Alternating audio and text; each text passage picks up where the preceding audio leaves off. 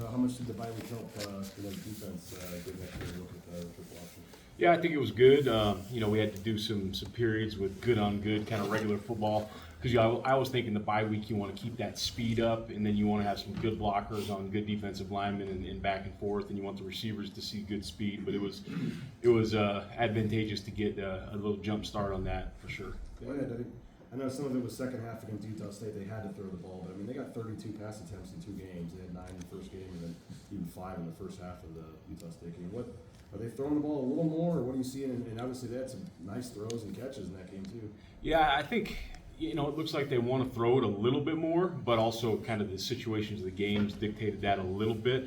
But right now we got to be ready for both, and I think you got to always be ready for the triple option, no matter what defense you play. You can't all of a sudden just decide we're going to play man and don't have a plan for triple option. So that's always got to be in the back of your head. But to your point, they have thrown the ball a little more, and I think they've attacked vertically a little bit more than years past. Is that? I know sometimes they get you because they lull you to sleep or whatever. They just 10 straight runs and DBs aren't falling asleep and they throw it over the top. Knowing that they passed a little more, is that maybe a little easier to keep some of those guys engaged or ready for that? Or? Yeah, I think so. I think as they watch the game, they're going to kind of see, oh man, they're throwing the ball a little more. But yeah, just like you mentioned, you see it all the time. Like they threw a double pass one of the games we just watched, and it might have been last year, but the corner's not even in the run fit, and he just falls asleep, and the guy takes off vertical, and they have a huge explosive play. So that's the thing. Like everybody's got a tough job in this game at some point. Sometimes those corners, now they've gotten some more condensed formations, so the corners are going to be part of the run fit in those. But when those corners are kind of out on the island, it's just got to do my job, do my job, do my job, do my job, even if it means I'm just covering that guy for nothing, 40 snaps in a row. Why did Jaden make you play so well against Eastern? I just think he's practiced well. He's more and more comfortable with his teammates, with the system, with the calls. He's always been a good communicator, but I think he was ready for that game, and he got his opportunity and he took advantage of it. So I was proud of Jaden. What sense about him? He kind of seems like a little bit of a character too. Yeah, I mean he's a guy that he's up here a lot. He's in the building. He's watching a lot of film. And him and Derek Ganther, I think, are pretty close, and they'll come in my office, routinely and ask me some random question about something that doesn't even pertain to what we're doing, but they're watching some football, and it's cool to see guys, not a ton of guys anymore just watching football. They're asking questions about what happened in the NFL game, about some other college games, so it's pretty cool to watch those guys operate. To be able to strip the ball and recover it, just what's that say about his aggressiveness? Yeah, I think, people talk about luck a lot of times, and luck might be something, but also I think that luck is preparation meets effort meets opportunity. And I think all those things kind of worked out. Like he got a premium look, he saw it, he played it well, he was aggressive to the ball, and then that ball kind of spun it and fell right where it needed to. But all those things, him just playing hard, him preparing the right way, and then having that opportunity, I think, met together, and that was awesome to see. The tackling, I'm sure you guys did more of it, getting ready for Air Force. What were your takeaways there? And did Spencer give you guys a lot of time to work on that, and maybe this week too, full on tackling? Yeah, he gave us a little bit more individual time than normal, and so we took one of those blocks every single day and got some tackle circuits.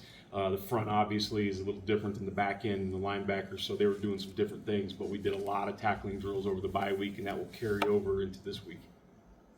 I think you guys have thought highly of Ty Benefield for a long time, but technically his position is supposed to be the farthest from the ball to snap, and he has 3 tackles for loss against Eastern. What did you see about the way that Ty played against Eastern?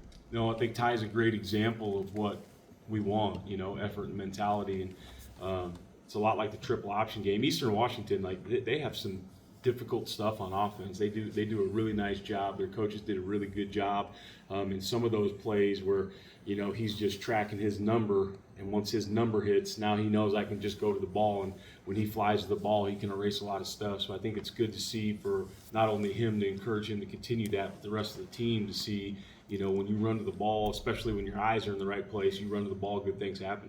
He's played early here at Boise State, but as he kind of finds his voice, how valuable can his voice be for your team? It's huge. It's huge because you can have leaders that aren't making a huge impact on the field. Like that happens, but when they are making a huge impact on the field, people tend to listen. You know, sometimes like the guys that have been here for 4 years, they'll respect the guy that's done it the right way and works hard, even if he doesn't make a huge impact on the field. But the new guys to the program, the freshmen, those kind of things, they're like, I want to be like Buck.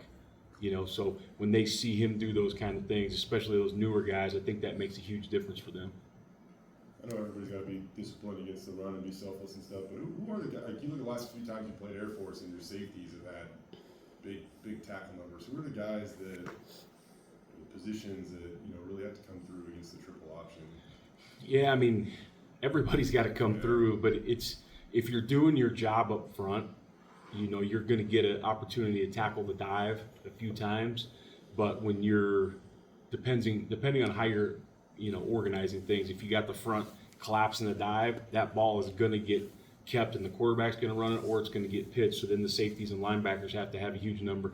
If you're going to dedicate more people to the perimeter, then the D-line's got to do a really good job, which we can do in different calls. So it's going to kind of depend on what the game is and how it's flowing and what personnel they're using and what style of runs they want to attack us with. But that eye control for everybody on the team is huge. Like BJ mentioned, the corners could be in it, they could be out, they could be getting lulled to sleep, and then they got to be in. But the safeties are the guys right now, the safeties and the linebackers that have to be dead on in what they're doing. The fact that you didn't play them last year, and so you got a decent number of players that don't have many significant snaps playing them, defensively, I guess. How do you, Spencer mentioned that, at least in terms of starting numbers, but how do you look at the gap of not playing last year and how tough it can be if you don't have a lot of experience against them? Yeah, I think only 3 players on our defense have played Air Force before. I think Amarion, JV, and Braxton. Marco hasn't even played him. He was hurt during that spell. So it's you kind of take for granted you play him every single year, and the guys are like, oh yeah, here's what I look at. It's different than regular football. My eyes got to go here, and it's like it was starting over from scratch. So the bye was huge for us. And then even up front, like we're going back to do cut block drills, right? And some of these guys, especially the newer guys, like they look terrible on the first day. I'm like, whoa, man, there's going to be like body parts laying on the floor if we can't get this corrected. So all the techniques, all the eye control you take for granted when you play them every single year, you had to go back to square one. Is that, I don't know, nervous or uneasy, or just when I'm sure you love to have a veteran group that's all played them 4 times or whatever. I mean, when there is so much inexperience against such a unique offense, just the unknown there, I guess, does that make you a little nervous? Or I mean, I think that the beginning of every week I'm nervous, right? Because it's a new team, but it's exciting because like triple options, like where you find out what kind of defense you got, right? Or can we be disciplined? Can we have our eyes right way? This is all about physicality and mentality, and then like Jay mentioned, can we run to the ball? Because a lot of times in this deal, they're going to have some plays that are, designed specifically for each defense that get you outnumbered, and somebody's going to have to run and somebody's going to have to make a big play. So excited to see what the guys will do. What does it mean to have a communicator and brain like Marco in the middle of your defense for a week like this? Yeah, I think Marco, he can do some things that maybe other guys are uncomfortable with. Not that they couldn't do, but he can process a ton of information. So that I think there's some things that we can give him that you couldn't give everybody. Like Tubes last year, he could process a lot as well. But I think Marco, you can give him some things that we either need to get checked, or hey, here's a look that nobody else is going to see. So your eyes are going to take you here, but we need you over there. So it's really cool to have him.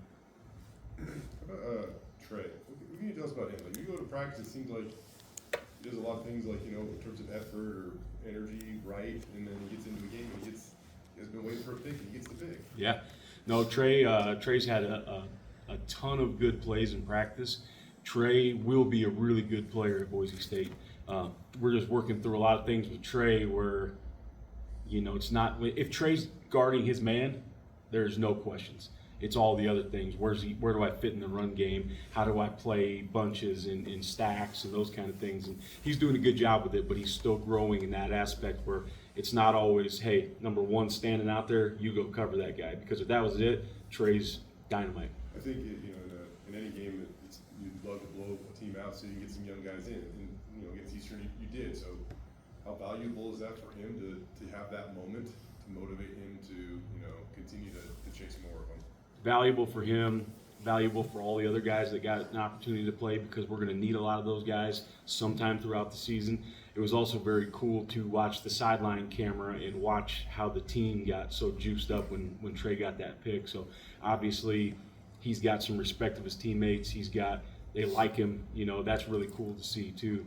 When a young guy at the end of the game makes a pick and the veteran guys are going crazy. Mad Dog's running down the sideline. Latrell is. The other DBs are going crazy. It was pretty cool. You obviously have been preparing for this game, you know, all offseason in terms of your schemes and things, but I don't know if you got a chance to watch it live on Saturday night. Did you pick up anything different just from their timing or anything when you're watching a game live in terms of watching the TV tape? I did get to watch it a little bit live, but it was my wife's birthday, so I couldn't dedicate all my vision to that. But I think they watching the game live, I think they made a few change-ups that were good, a few wrinkles in their offense, some of their personnel stuff. So that was some stuff that excuse me, that we had to get back in here and really take a look at on Sunday morning. So are you scribbling stuff down on a notepad, or do you just kind of remember that? Yeah, I usually have my iPad sitting right there, so I have my little pencil and I kind of take notes as I'm watching some of the games. Not even just the game we're playing, but some things I might like through other games, and just go back and find those things throughout the week. Last one. All right. Thank you. All right. Thanks.